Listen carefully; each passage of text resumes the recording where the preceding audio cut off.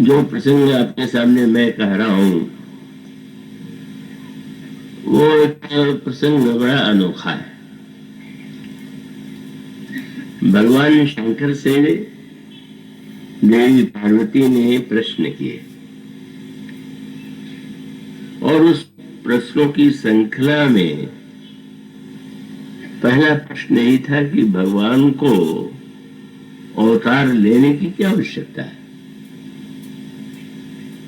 क्या बिना अवतार लिए हुए भगवान का उद्देश्य, भगवान का संकल्प पूरा नहीं हो सकता है। अब रामचरितमानस की विलक्षणता यह है कि वो जितना सरल ग्रंथ है उतना ही गंभीर है। जब वे कहते हैं कि मैं बालक राम की वंदना करता हूं और बालक राम की वो मधुर झांकी जो उन्होंने मानस में प्रस्तुत किए है और कवितावली रामायण में बड़े ही भावपूर्ण सवैयों में उन्हें श्री राम का बाल रूप, बाल लीला का बड़ा अद्भुत वर्णन किया और वर्णन ऐसा है कि उसका आनंद प्रत्येक व्यक्ति ले सकता है। प्रत्येक व्यक्ति को बालक प्रिय लगता है, अपने बालक से स्नेह करता है और इसलिए बंधु बालरूप श्री रामू के रूप में जब हम श्री राम को बालक के रूप में देखते हैं तो हमारे हृदय में एक आनंद और रस की अनुभूति होती है। किंतु मानस का जो उद्देश्य है वो मिला जुला है और उसका अभिप्राय है कि आप चाहे तो नन्हे बालक के रूप में श्री राम की पूजा करें, चित्र मंदिर में मूर्ति के रूप में, या ध्यान में आप बालक राम का ध्यान करें और आपको उसके द्वारा रसानुभूति हो, यह सर्वथा स्वाभाविक है। लेकिन भगवान शंकर वंदना का जो प्रारंभ करते हैं वो शुद्ध जितना बाल रूप के लिए सरल और सुलभ बता रहे हैं।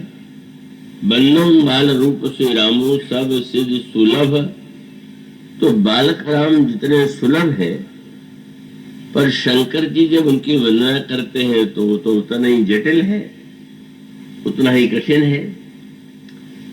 भगवान शंकर देवी पार्वती से कहते हैं, देवी जिसको जाने बिना असत्य भी, झूठ भी सत्य जैसा लग रहा है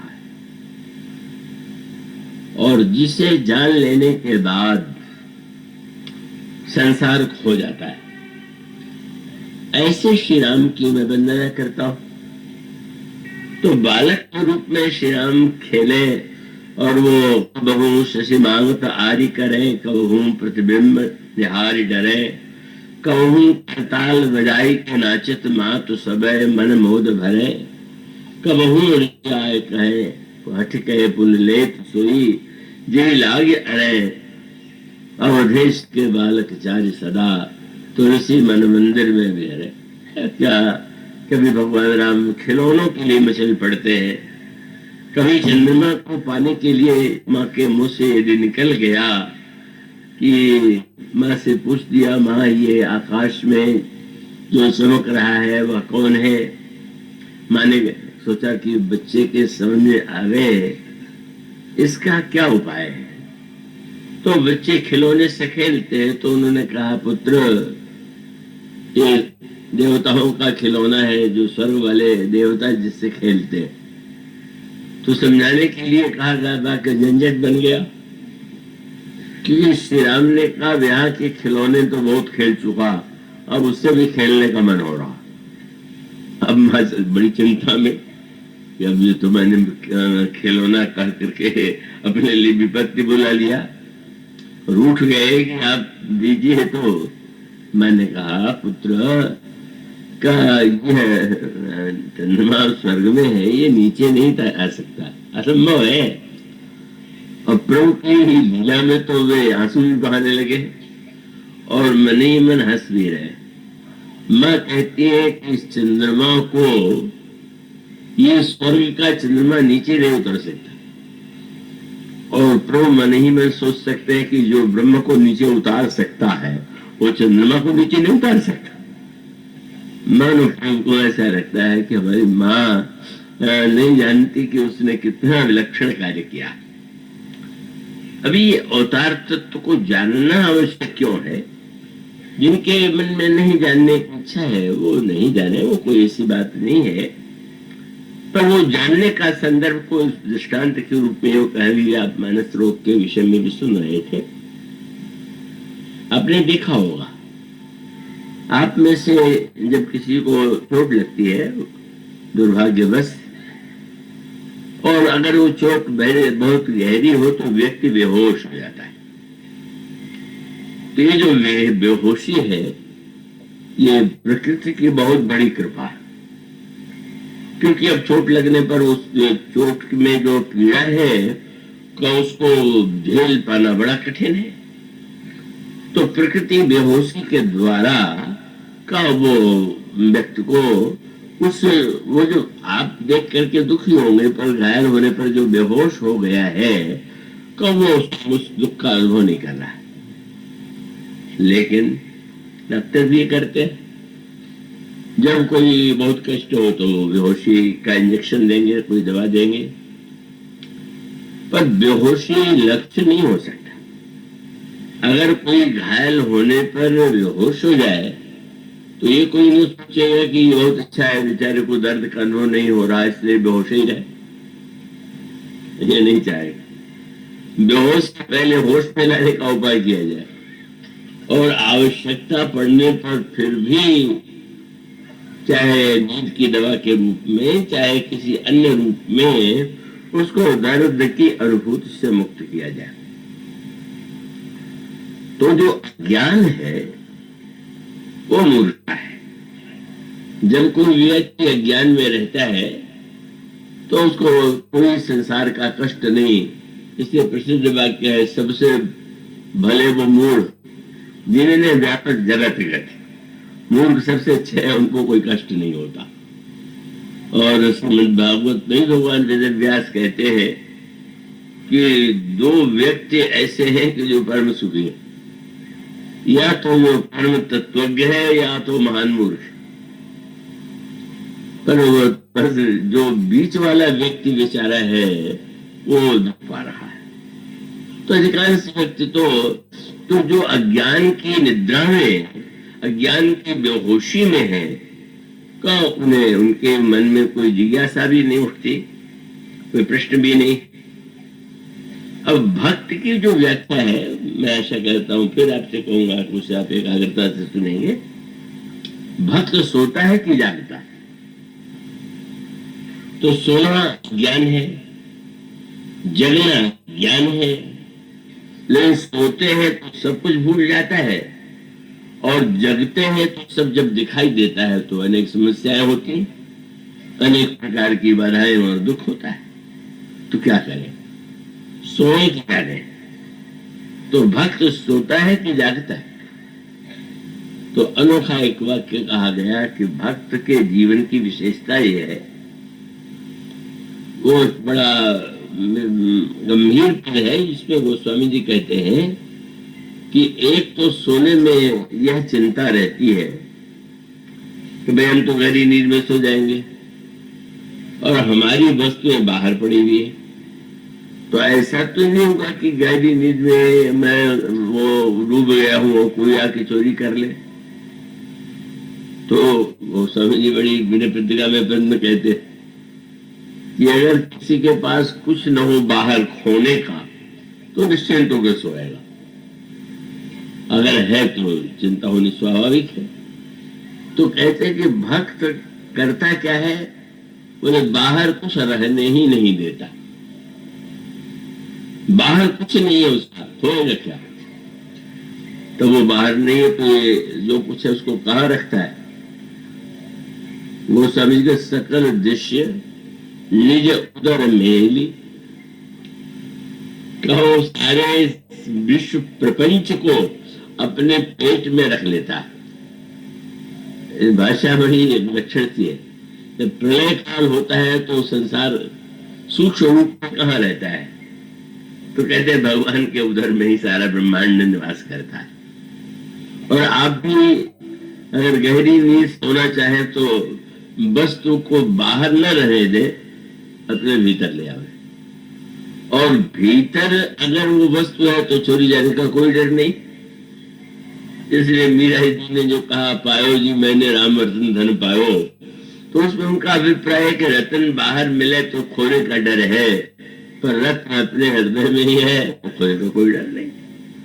तो इसका अभिप्राय है कि वस्तुतः का ये परिस्थिति है, किसका अभिप्राय है कि हमने मान लिया कि सुख केवल बाहर है। ठीक है, क्योंकि अनुभव हम करते हैं, वस्तुओं के द्वारा हमें सुख का अनुभव होता है। जितने सुख के उपकरण है हमें अच्छे लगते हैं, अच्छे लगते हैं तो स्वाभाविक है कि जब वो खोते हैं, बिगड़ते हैं या नहीं होते तो हम दुखी होते हैं। इसलिए बड़ी विचित्र बात मानस रोग में कही गई, उसकी व्याख्या बेटी मंदाकिनी करेंगी। उसमें यह है कि उन्होंने कहा कि वो डिप्रेशन की बात आई ना, तो वो डिप्रेशन में वही दुख, वही रोग नहीं। वो कहते हैं सेबिज सकल जीव जब रोगी और हर्ष शोक। शोक में ही आप रोगी नहीं है, अगर हर्षित है तो भी रोगी है। अभी तो बड़ा संकट आ गया। हर्षित होने के लिए तो सारा प्रयत्न चल रहा है कि हर्षित रहे। हर्षित करने अपने को करने के लिए क्या क्या हम दिन भर पुरुषार्थ नहीं कर रहे, वस्तुओं को एकत्र कर रहे, आ जाए आ जाए आ जाए, तब हम प्रसन्न होंगे। तो ऐसी स्थिति में कहते हैं भी रोग। उसको दूसरे अर्थ में न लीजिए और आप संग्रह करने की बात न छोड़ दीजिए। मेरे कहने पर भी आप छोड़े उड़ेंगे नहीं, आप तो वही करते रहे और सभी लोग करते रहे। लेकिन कम से कम वो व्यक्ति ये समझ ले कि हमारे सुख का केंद्र जो है वो यही नहीं। तो अब वो इसके बाद जब वो ऐसा भक्त जो है क्या करता है, बड़ा अनोखा शब्द है, सकल दृश्य निज उदर मेरी सोए निद्रा तज जोगी। भक्त योगी, और उस योगी की विशेषता ये है कि वो निद्रा छोड़ करके सोता। ये बड़ा सरल तात्पर्य। अज्ञान में जब आप सोते हैं, जैसे डॉक्टर के पास मनोरोगी जाए तो बहुत वैसे शामक दबा देते हैं कि वो उसके मनोभाव दब जाए। तो जब अज्ञान में आप सोते हैं तो उस समय आपका अज्ञान जो है वो तो सर्वदा रहना बड़ा दुखदायी। मैं जानता हूँ बम्बई में एक ऐसे व्यक्ति को जो हृदय के डॉक्टर और उनका चिकित्सालय, और कुछ विचित्र विडंबना हुई कि उन पर अचानक उसका आक्रमण हो गया।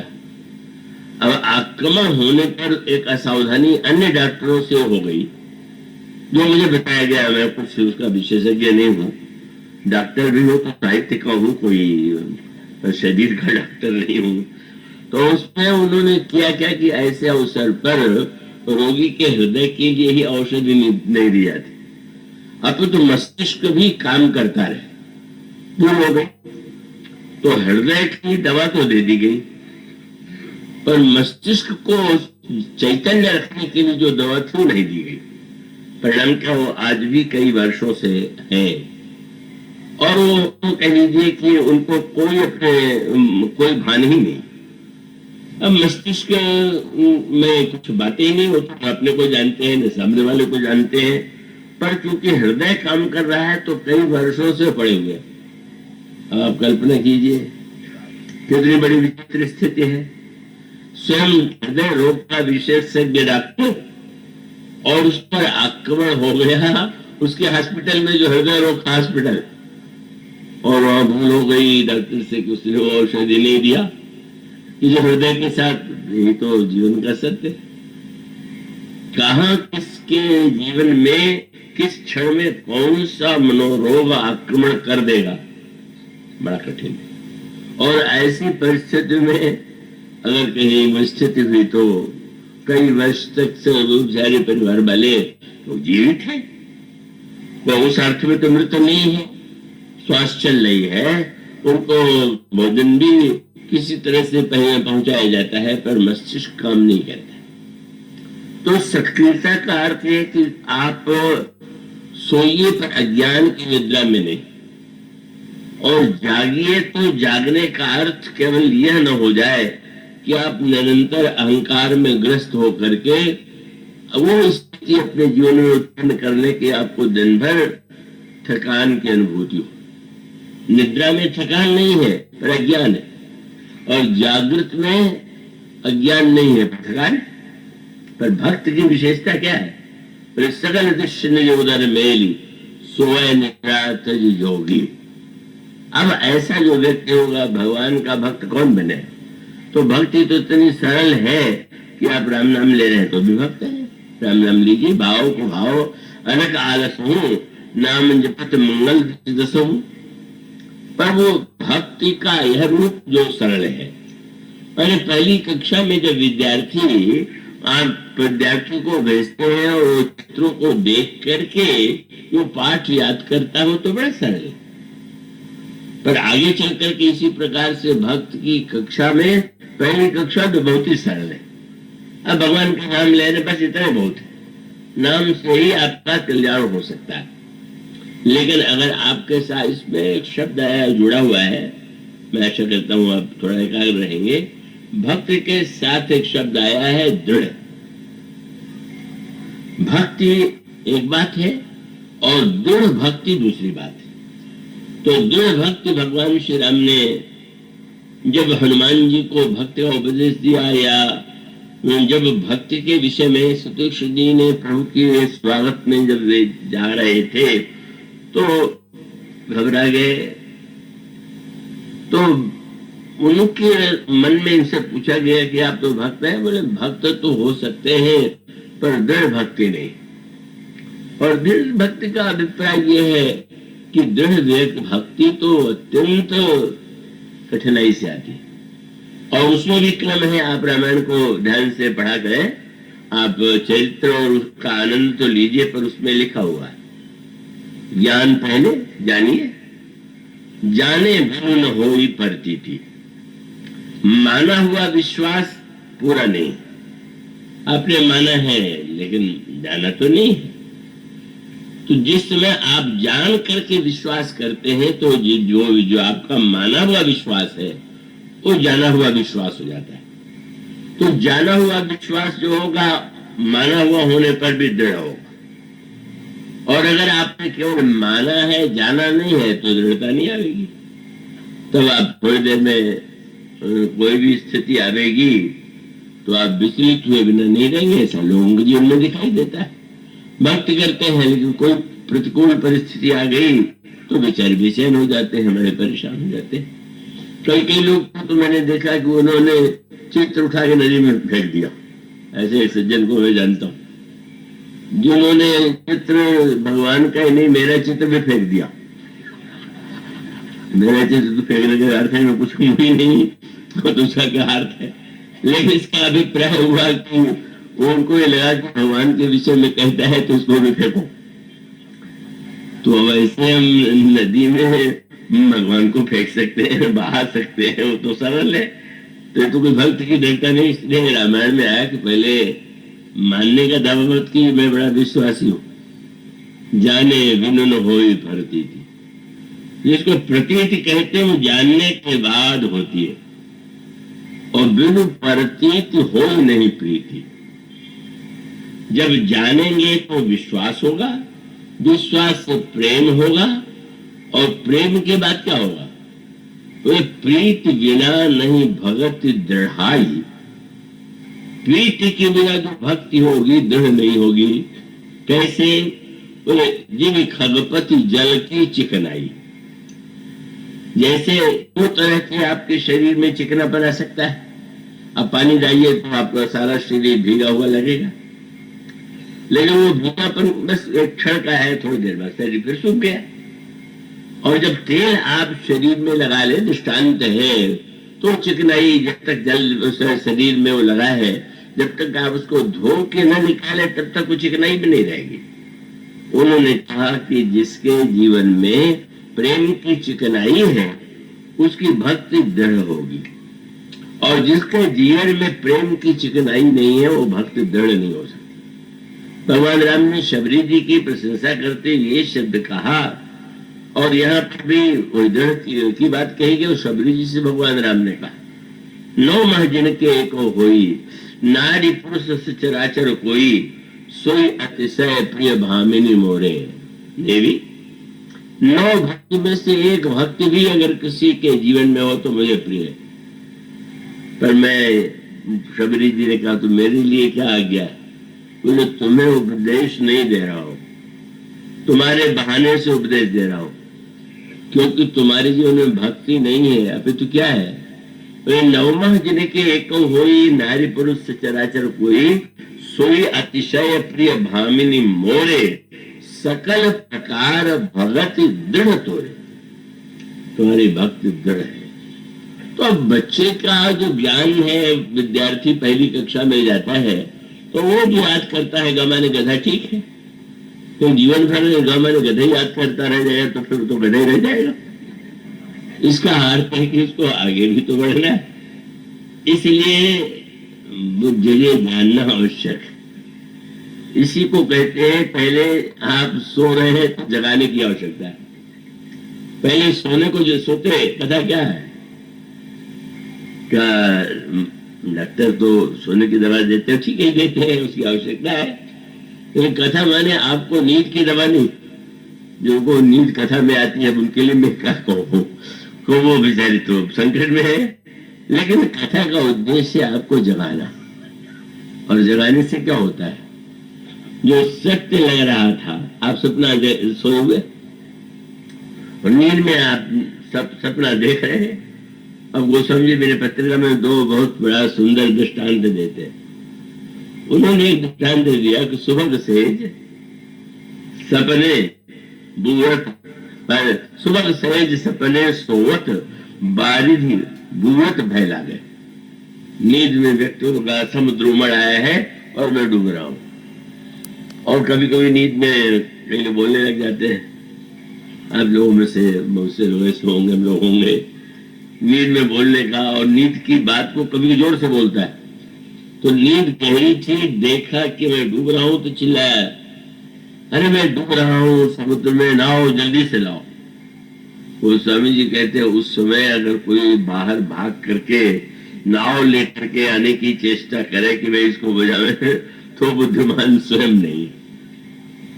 क्या वो जो नदी में जो सपने में सोया हुआ रहा है, वो उसका जो सहन है, अज्ञान जन्य भय है, वो नहीं जानता कि हम पलंग पर सोए हुए, वो नहीं जानता कि हम सपना देख रहे हैं। उसके लिए नाव मत ले आइए, 1000 नाव भी बांध दीजिएगा तो पार नहीं होगा। उपाय क्या है? बोले सुबह से सपने सोवत, बारिधि बूढ़त भय लागे, कोटि हूँ नाव न पार पाओ, सोई जग लगे आप न जागे। आवश्यकता है उसको जगा लीजिए। अरे देखो उठो, अरे ये कहाँ खुली, पता चले रे मैं तो मिथ्या में डूब रहा था। शंकर जी कहते पहले मिथ्या और सत्य तो समझ लो। जो कुछ तुम सत्य मान करके दुखी हो रहे हो, डूबते हुए अनुभव कर रहे हो, पहले सत्य और झूठ, झूठ हो सत्य हो, जाए नहीं जाने। जिसको न जानने से झूठ भी सत्य लगता है। सपने में जो सपना झूठा है, पर सपना देखते समय तो आपको नहीं लगता है कि झूठा है, सही लगता है। तो भगवान शंकर कहते हैं कि व्यक्ति जो मोह की रात्रि में सो रहा है, ये मोह का रोग के रूप में गोस्वामी जी दूसरे कहते हैं मोह निशा सब सो निहारा, और देख ही सपन अनेक प्रकार। मोह की निद्रा में सोया हुआ सपना देख रहा है। तो सत्संग का उद्देश्य क्या है? सत्संग का उद्देश्य आपको जगा देना, क्या हो जाओ। इस तरह से अज्ञान की निद्रा में जो दुख होगा वो भी सही नहीं, और जो सुख होगा वो भी सही नहीं। सबने देखा कि आज तो मुझे 10 लाख की लॉटरी मिली, बड़ा मगन हो रहा, वाह, अब तो क्या कहना है। जगह, अरे रोने लगा। किसी ने क्या हुआ? बोले क्या बता, मैं 10 लाख की लॉटरी मिली थी, वो रूम में उसका वो खो गई। तो अज्ञान में जो सुख मिला वो भी झूठा, और अज्ञान में जो दुख मिला वो भी झूठा। इसलिए भक्त की विशेषता क्या है? सकल दृष्टि उदर मेली सोए निद्रा तज योगी। इसलिए अब उसको शंकर जी जो कहते हैं, उसको मैं भी चेष्टा करूंगा उसको एक नए रूप में, गोस्वामी जी ने उसको रस में बना करके उसको एक संकेत के रूप में, वो बहुत उसकी पद्धति मीठी है, रसमयी है। उसमें दर्शन शास्त्र की जटिलता वैसी नहीं है जैसे किसी, अब आप खंडन खंड खाद्य पढ़े तो समझने से में हो जाता है कि क्या है भाई, तो सुनने नहीं आता। पर गोस्वामी जी जब कोई बात लिखते हैं तो उसको बहुत मधुर बना करके लिखते हैं। तो मधुर बना करके लिखने के लिए उन्होंने जिस पद्धति का आश्रय लिया, उसमें भगवान राम की जो लीलाएं हैं, उन लीलाओं के द्वारा वो हमें बताना चाहते हैं कि हमें क्या चाहिए और हमारी जो समस्या है उसका समाधान क्या है। तो ऐसी स्थिति में यह जो रामचरितमानस में प्रश्न है, जिज्ञासा है, वो आता है ना जब जनक जी के दूत धनुष टूटने का समाचार लेकर अयोध्या गए और महाराज श्री दशरथ को समाचार मिला, वो गदगद हो गए, भाव विभोर हो गए और दूतों को पास में बैठा लिया। और जो परंपरा से हटके था, राजा के सामने दूत बराबरी से कैसे बैठेगा, पर वो बैठा करके फिर संबोधन दिया, भैया भैया कहो कुशल दो बारे, हमारे दोनों नन्हे बालक कुशल से तो है। मेरी भाषा थी, वेदांती ज्ञानी के नगर से आए हुए बोले नन्हा बालक, वो पत्र है सामने और पूछे मेरा, ये कहते राम लक्ष्मण कैसे हैं पुत्र है, मेरा नन्हा बालक। और अगले प्रश्नों से तो चकित हो गया, ऐसा प्रश्न कैसे कर सकता है। बोले पत्र लेके चले आए हो तो देखा भी है कि नहीं। अब डाकिया जब आपका पत्र लेके आता है तो ये तो आवश्यक नहीं कि जिसने पत्र देखा है उसको साथ में देखा हो उसने। तो कहा कि देखा, तुमने देखा है कि नहीं। दूतों ने सोचा ये तो बिल्कुल वेदांत से हट करके नए प्रकार का प्रश्न है, पर अगला वाक्य सुन के तो और भी चकित हो गए। क्या पूछने लगे, अच्छा आप लोग नहीं बोल रहे हैं तो आप शायद ये कहना चाहते हैं कि आपने देखा है, पर ये बताइए कि अपनी आंख से देखा है कि नहीं। लीजिए, और बड़ा संकट है। दूध फिर भी नहीं बोले। तो बोले अगर आप कहेंगे भी कि देखा है, अपनी आंख से देखा है, तो अच्छी तरह देखा है कि नहीं। ये आप पढ़ी चौपाई उसमें ही आपको मिले, भैया कहो कुशल दो बारे, तुम नीके अच्छी तरह निज नयन निहारे। बहुत बड़ी बात है। बात जो देखें तो वात्सल्य भावना से भरी हुई, पर कितना बड़ा सत्य है। आप जिसे देखते हैं वो लगता है कि आप देख रहे हैं। अभी मैं रायपुर में था तो पत्रकार महोदय आए, मैंने आपसे कुछ बातें करनी है। और कुछ बातों के बाद उन्होंने तुरंत दूसरा संक्षेप में कहा कि आप यही कह रहे हैं ना। तो मैंने कहा वो मत कहिए जो आपके मन में है। बड़ी कठिन, पत्रकारों से बड़ा डर लगता है। पत्रकारों को मैं प्रशंसक भी हूँ, वो लोग शब्दों प्रसारित करते हैं, पर वो कौन सी बात मैंने कहा, उनका नहीं है। मैंने कहा आजकल अपने ढंग से सोचने का कोई उपाय नहीं। या तो लोग दूरदर्शन से देख करके सत्य देख रहे हैं, और या तो जैसा समाचार पत्र में निकला हुआ है उसे सत्य देख रहे हैं। तो अब समाचार का सत्य अगर परम सत्य माने तो सही उतना नहीं रह जाएगा, क्योंकि उन्होंने महोदय ने जो मुझसे कहा मैंने कहे नहीं, पर उनके पत्र की जो मान्यता थी, सिद्धांत था, उसको मुझसे आरोपित के जोड़ना चाहते। मैंने कहा देखिए, मेरे ऊपर अपने विचार मत ला दिए। मैं चाहूंगा कि मैं जो कह रहा हूं उतना, आप ये नहीं कि आप मेरे माध्यम से और अपने मन की बात कहें। तो आप जो देखते हैं, चाहे दूरदर्शन से देख रहे हैं, चाहे वैसे देख रहे हैं, क्या सचमुच देख रहे हैं क्या? बिल्कुल लगता तो है कि देख रहे हैं, पर देख नहीं रहे। जो दिखाया जा रहा है वो आप देख रहे हैं।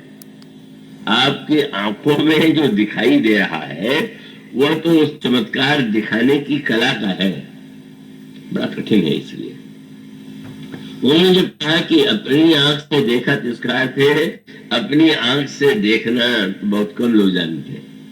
उनसे पूछिए तो कहीं ऐसा निकला हुआ, ऐसा सुना है, ऐसा है। मैंने वो अपनी आंख नहीं सुना है, पढ़ा है, ऐसा करके उनके मन में लगने लगता है कि ये ऐसा है। लेकिन इसका अभिप्राय यह है कि देखना और अपनी आंख से देखना, ये प्रश्न गलत नहीं है। अपनी आंख से देखने वाले तो बिरले होते हैं, और अपनी आंख से जो भी देखते हैं, प्रश्न है कि अच्छी तरह देखा कि नहीं। इसका अभिप्राय कि देखने का, अच्छे राजा और बुरे राजाओं में जब धनुष यज्ञ में संवाद हुआ तो कुछ राजा प्रयत्न करके हार गए, तो कुछ लोगों को जब बैठे देखा तो कह रहे तुम भी तो उठो, तुम भी उठो। तो अब जब नहीं उठ रहे हैं तो ये कहा कि इतनी यात्रा करके बैठे क्या हो, देखते नहीं कि नाक कट गई, कट जाएगी नहीं उठोगे तो व्यंग में उन राजाओं ने कहा कि जरा आप लोग देखिए कि आपकी नाक बची है कि तू कटी हुई है। उसमें बड़ा साहित्यिक व्यंग है। शंकर जी के धनुष का नाम है पिनाक, तो पिनाक में तो नाक है। बोले आप लोग पिनाक से नाक का जुआ खेला, जब खेलने गए तो पिनाक जीत गया और नाक हार गई। गोस्वामी के कीरति विजय वीरता भारी, चले छाप कर बरबस हारी। जुआड़ी की तरह सफलता की इच्छा अधिकांश लोगों के मन में होती है। उन्होंने कहा कि देखिए आप राम को देखिए। तो क्या देखे, आंख नहीं है, कंधे है क्या? बोले देखिए, लेकिन जरा देखना सीखिए। क्या बोले देखो राम ही नयन भरे, अच्छी तरह से देखिए। तो अच्छी तरह देख रहे हैं।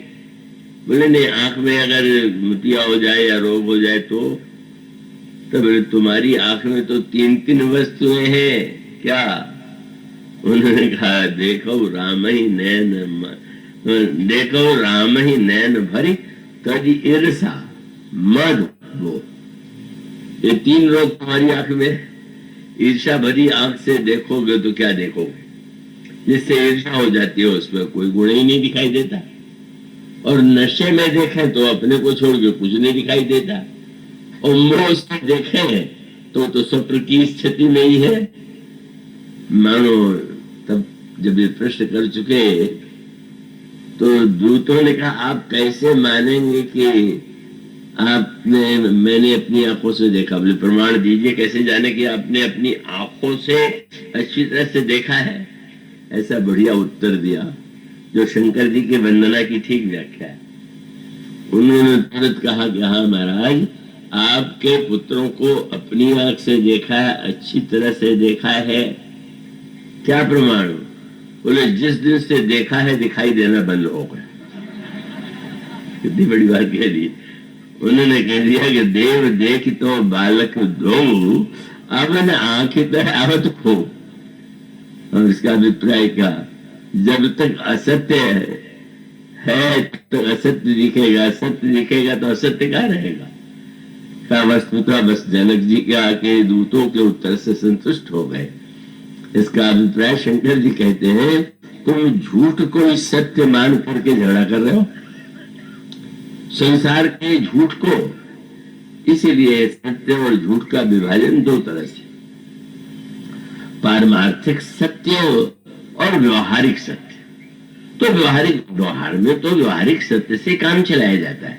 नहीं आप मानते हैं, अभी थोड़े दिन पहले आया था 8 घंटे और बड़ी तेज करना, आधे में कहा तेज कहा, तो ठीक है व्यवहार के लिए तेज कर दीजिए, घटा लीजिए, बढ़ा लीजिए, तो वो तो एक व्यवहार का सत्य है। तो व्यवहार के सत्य को व्यवहार में तो मानना ही पड़ता है।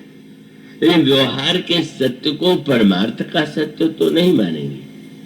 ये एक अंतर होता है ना, व्यवहार का सत्य इतना हावी हो गया, झूठ हो सत्य जाए जो न जाने, व्यक्ति झूठ में स्थित है और उसी को सत्य माने बैठा है।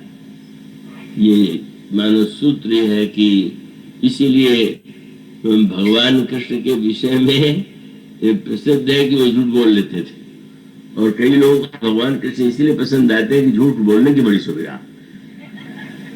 जब वो बोलते हैं तो हम क्यों नहीं बोले, यो उनकी बातें तो वो तो परमार्थ रूप ब्रह्म है, वो तो परम सत्य है, परम सत्य में स्थित है।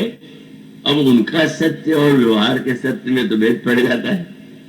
बच्चों ने देखा मिट्टी खा लिया तो नाराज थे, कुछ झगड़ा आपस में था, यशोदा मैया से जाके कह दिया कि इसने मिट्टी खाई, लाओ बुला के। बोले तूने मिट्टी खाई?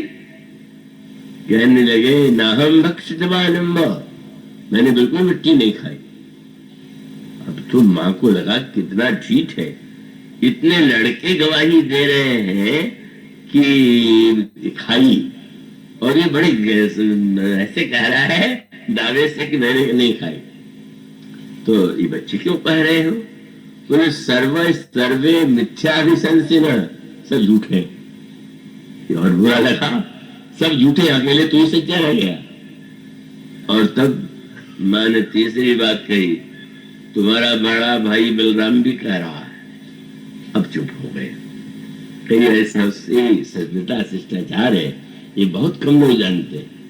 कोई बात मैंने कही, एक ऐसे महापुरुष का नाम लिया जिनका मैं बड़ा आदर करता था, मेरी बात से उनकी बात कट गई थी, चाहे हमारी बात इतनी संगत थी, पर मैंने नम्रता पूर्वक कहा। उस नाम को लेने के बाद अब मैं नहीं बोलूंगा, क्योंकि उसके फिर वस्तुतः भगवान तो बड़े, उनका शिष्टाचार कि बलराम मेरे बड़े भाई है। अब सबको तो झूठा बना दिया, बलराम जी को भी कह दे। बलराम जी शेष के अवतार है, शेष की 2000 आंखें हैं, तो सब झूठे, और 2000 आंख वाला भी झूठा कहने का साहस तो नहीं बनाया, पर बहुत बढ़िया रास्ता निकाल लिया। माँ मैं क्या कहूँ, क्या?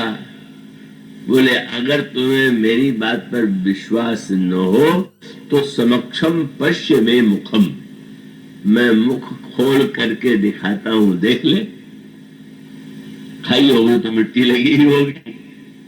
माँ को लगा कि ढिठाई की सीमा हो गई, पर यही पर्व सत्य और व्यवहार सत्य। जब भगवान ने कहा सब झूठे हैं, 2000 आंख वाला भी सही नहीं कह सकता है, तो भगवान ने क्या किया आप जानते हैं? मुंह जब खोला तो सारा ब्रह्मांड भगवान के मुंह में दिखाई पड़ा। मानो संकेत ये था कि मुझसे अलग कुछ होता तब न मैं खाता, जब सब मुझ में ही समाया हुआ है तो मैं किसे खाऊंगा? देखने वालों की दृष्टि का यही भ्रम है। श्री कृष्ण झूठे नहीं थे, परम सत्य थे। परम सत्य में स्थित होने के कारण उनका सत्य उस युग के लोग समझ नहीं पाते थे। हाँ, उस समय जो सत्य उनको समझ में आता था वो युधिष्ठिर का सत्य, और उस सत्य का परिणाम लिखा हुआ है कि उनका रथ जो है जमीन से ऊपर, पृथ्वी से ऊपर चलता था। भगवान कृष्ण का रथ तो कभी पृथ्वी से ऊपर नहीं चला, और युधिष्ठिर का रथ ऊपर चला। और पृथ्वी ने भी प्रमाण पत्र दे दिया कि सत्यवादी तो युधिष्ठिर है। और भगवान हंसते हैं, क्यों? जब जिस समय वह अश्वत्थामा के ब्रह्मास्त्र से परीक्षित का जन्म हुआ मृत के रूप में, एक ही संतान, और वही मृत तो क्या होगा, कोहराम छा गया। भगवान कृष्ण आए और भगवान ने जीवित कर दिया। ये तो कोई भगवान है, सब कर सकते हैं, लेकिन उन्होंने जो कह करके जीवित किया वो बड़ा विचित्र था। उन्होंने कहा जीवन में मैंने कभी असत्य भाषण न किया हो तो बालक जीवित हो जाए। अब सब मुंह ताकने लगे, ये कह रहे हैं कि हम झूठे नहीं बोले कभी। अगले क्षण लोगों ने देखा कि बालक जीवित हो गया। ओ, रीढ़ का सत्य, दिखावे का सत्य है जो रथ को ऊपर उठा सकता है पर दूसरे को बचा नहीं सकता, जीवन दान नहीं दे सकता। भगवान का कृष्ण जो वस्तु दिखाई नहीं देता, ये परमात्म सत्य इसका अभिप्राय है। कि व्यवहार में जो सत्य मानते हैं उसको मानना ही पड़ता है, मानना चाहिए, लेकिन विचार पूर्वक समझ लेना चाहिए कि यह तो हमारी दृष्टि का, हमारी मान्यता का सत्य है और इस सत्य को हमने परम सत्य मान लिया। इसलिए भगवान शंकर कहते हैं कि जिसको न जानने के कारण ही परम सत्य तो एकमात्र ईश्वर है जो कभी बदलता नहीं, न देश में, न काल में, न व्यक्ति में, और जितने सत्य हैं वो तो परिवर्तित रूप में ही सामने आते हैं, व्यवहार के रूप में आते हैं। जो व्यक्ति व्यवहार में व्यवहार का सत्य बोले पर स्वयं परमार्थ सत्य में ही स्थित है, इन दोनों को विवेक से परमार्थ सत्य में नहीं और व्यवहार में व्यवहार चलाने के लिए आप ठीक है, आप जिस व्यवहार में जिस भाषा का वो तो प्रयोग करना स्वाभाविक है। आप एक भाषा वाले से बोलेंगे तो जब जो अर्थ मानता होगा वही उसी अर्थ में तो आपको कहना होगा। आप कलकत्ते में गए, मैं मुंबई गया, समाचार पत्र सवेरे आया तो मराठी का आया, मराठी और हिंदी की लिपि एक ही है, देवनागरी लिपि। उसमें बड़े अक्षर में लिखा हुआ था, मंत्री के, महाराष्ट्र के मंत्री का नाम था और लिखा था कि उन्होंने राजीनामा दिया। तो उत्तर प्रदेश में तो राजीनामा तब होता है जब झगड़े हो, समझौता हो जाए तो राजीनामा। मैंने शायद मंत्री जी का किसी से झगड़ा रहा होगा, अब समझौता हो गया। पर जब हिंदी का पत्र आया तो उसमें लिखा उस मंत्री ने त्याग पत्र दे दिया। तब मुझे पता चला कि मराठी में राजीनामा माने त्याग पत्र है और हिंदी उर्दू में झगड़ा मिटाना है। अब अगर हम इस बात को लड़ने लगे कि नहीं नहीं कैसे, यही ठीक है, कहीं हम ये होते इतने राष्ट्रभाषा के भक्त कि हम कहते कि नहीं नहीं वो तो यही अर्थ है, तो यह अर्थ तो माना हुआ अर्थ है, वास्तविक नहीं है। वास्तविक अर्थ को ठीक है बोलेंगे तो उसी भाषा में जो सामने वाला समझ रहा है, लेकिन उस परम सत्य की खोज में स्थित रहना, परम सत्य में स्थित हो जाना। इसलिए भगवान का जो परम सत्य था वो तो जन्म लेते ही जब उन्होंने वसुदेव जी से कहा कि तुम मुझे यहाँ से चुपचाप ले जा करके गोकुल में यशोदा के बल में सुला दो, तो लगा कि जन्म लेते ही असत्य का पाठ पढ़ाने लगे। 6 बच्चों में सत्यवादी रहे, हुआ और ले गए, कंस ने मार डाला, और 8वें बच्चे ने बच्चे नहीं कह दिया मत। क्यों? भगवान का व्यंग था कि क्या सत्य का प्रमाण अब कंस ही देगा क्या? सत्य का प्रमाण मैं दूंगा कि कंस देगा? क्या तुम कंस के द्वारा सत्य का प्रमाण पत्र पा करके समझते हो कि तुम सत्यवादी बने जाओगे? वो एक बड़ा विस्तृत प्रसंग है। इसलिए मानो यह जो झूठ और सत्य है, व्यवहार में गोस्वामी जी ने दोहावली रामायण में कहा, दिन भर तुम कहते हो मैं मेरा मैं मेरा, वो दोहावली में कहते हैं मोर मोर कह कह से तू कहू तू को निज नाम। कौन हो तुम? तुम्हारा क्या नाम है? जब तुम अपने मैं का परिचय दोगे तो न मेरा होगा। सुनने वाले ने दिन भर बेचारा मैं मोरा मेरा बोलता रहता है, मैं और मेरा को लेकर के तो सारा झगड़ा है। मैं और मोर तोड़ते माया, मेरा और तेरा। उसने कहा महाराज बुद्धि में काम नहीं करती है, मैं और मेरा। बोले अच्छा, जब तुम इसे जान लोगे तो चुप हो जाओगे, फिर मैं मेरा शब्द भीतर से नहीं निकलेगा। बोले अभी नहीं समझ में आता? बोले कोई बात नहीं, आने लगेगा, पर अभी तुम ये काम करो कि नहीं काम कर रहा है तो कह चुप साधई सुनी समुझी कह तुलसी जपुराम। अगर तुम्हें अभी समझ में नहीं आ रहा है तो तुम राम नाम लो, तो धीरे धीरे तुम्हारे अंतःकरण में पवित्रता आएगी और तुम उस परम सत्य को समझ पाओगे। भगवान शंकर का अभिप्राय मानो यह है कि बाल लीला का आनंद जो है वो आनंद तो आनंद के लिए है, तो उस आनंद के पीछे जो महानतम रहस्य है, जो उसका उद्देश्य है, जो उसका तत्व ज्ञान है, उसे नहीं भुलाना है। इसीलिए मानो एक सूत्र के रूप में कह सकते हैं, अवतार का अर्थ है ब्रह्म को नीचे उतारना, और नीचे उतारने का अभिप्राय है रावण का वध कोई नहीं कर पा रहा है। आध्यात्मिक भाषा में कहें तो मोह का विनाश जो है, सुनने में समझ में आता तो है लेकिन विनाश हो नहीं पा रहा। तो द्वास में मोर गए विनु, जिए सुख कबहू न पावे। और जहां तक है कहिए सुनिए समझिए समझाइए, दशा हृदय नहीं आवे। सुनते हैं मोह की व्याख्या सही लगती है, सुनते हैं कि मोह बुरा है, लेकिन जब जीवन की स्थिति आती है तो वही चक्कर, वही मोह, वही स्थिति।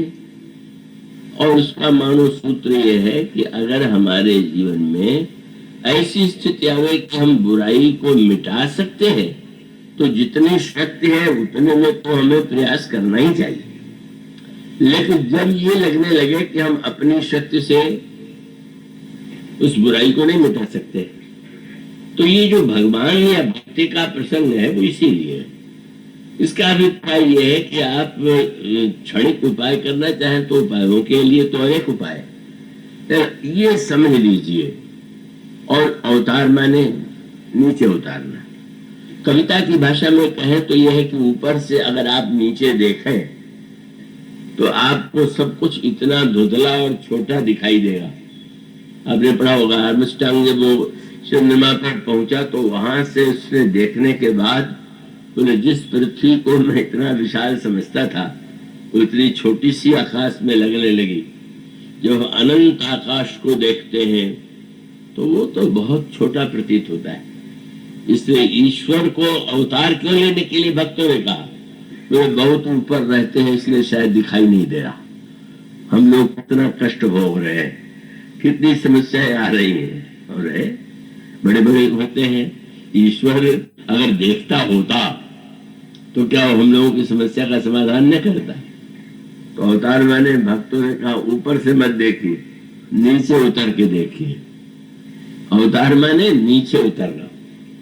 और संस्कृत में इसीलिए सीढ़ी को अवतरणिका कहते हैं। अवतरणिका माने सीढ़ी के द्वारा ही आप नीचे से ऊपर जाते हैं और ऊपर से नीचे उतरते हैं। ज्ञान कहता है कल्याण चाहते हो तो नीचे से जरा ऊपर उठो, नाम से ऊपर उठो, रूप से ऊपर उठो, अज्ञान से ऊपर उठो। जो उठ सकते हैं, चढ़ सकते हैं, वो तो धन्य है।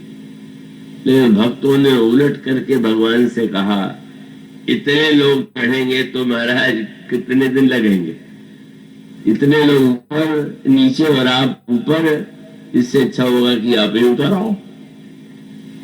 और तब भक्तों ने अवतार माने भगवान से प्रार्थना किया कि हमारी पूरी समस्या का समाधान जब तक जीवन में आप नहीं आते, ईश्वर नहीं आता, ईश्वर की भक्ति नहीं आती, तब तक हमारे जीवन में जो उपाय होगा वो उपाय अधूरा होगा। और इसलिए अवतार का अर्थ नीचे उतारना। ईश्वर नीचे उतरे, और नीचे उतरने से संतोष नहीं हुआ। बहुत बढ़िया एक व्यंग भरा शब्द कहा गया, व्यापक ब्रह्म निरंजन। ब्रह्म निरंजन है और कौशल्या माँ ने लगा दिया अंजन। ये बड़ी अनोखी बात है। वो स्वामी जी ने कवितावली रामायण में कहा कि देखो तो जरा भगवान के नयन सुखंजन जातक से अंजन लगाने के बाद आंखें सुंदर लगी। ये भगवान के हाथ में आंख में क्या सुंदरता कम है कि जो अंजन लगाना पड़ रहा। बोले अपनी आंख से देखेंगे तो हम लोगों की समस्या आपको दिखाई नहीं देगी, हमारे लगाए हुए आजर को लगा के देखिए तब आप हमारी बात समझ पाएंगे। और ये अंजन है प्रेम का अंजन, भक्ति का अंजन। इस अंजन को भक्त लगा देते हैं, निरंजन जब सांजन हो जाता है तभी हमारी समस्या का समाधान होता है। बोलिए श्री